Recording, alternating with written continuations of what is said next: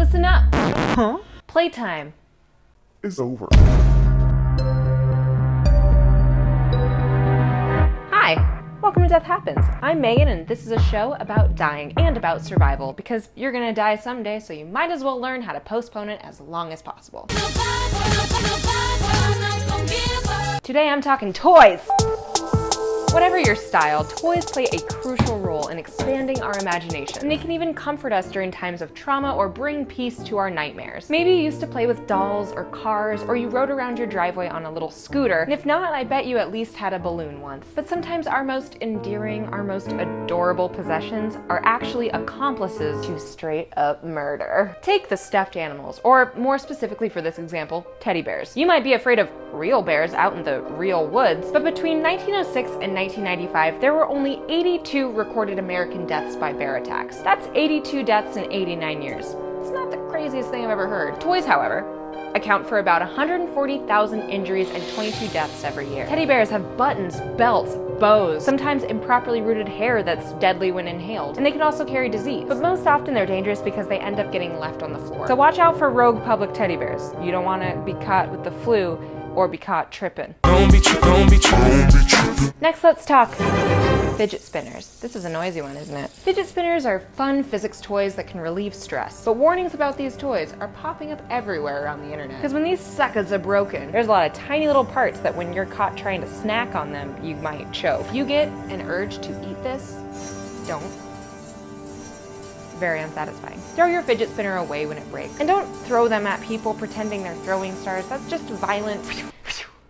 Just don't do it. In 2014, 64% of documented deaths by toys were associated with riding toys like wagons, tricycles, and scooters being hit by vehicles. Kids are given these wheeled toys and told to stay in the driveway, but then it's up to the adults to look behind them before backing up. Because a lack of awareness from the driver and a playful kid is an equation for tragedy. If no one is backing up out of the driveway, kids are just clumsy. I mean, I'm still clumsy. The only time I ever broke a bone was when I was razor scootering in my driveway. They had such cool itty bitty wheels that were just prone to getting stuck in a sidewalk crack. And that's exactly what happened to me. It got stuck, I put out my arm, broken. And lastly, this episode would not be complete without some doll talk. Similar to stuffed animals or teddy bears, they have pieces attached to them that are susceptible to being choked on.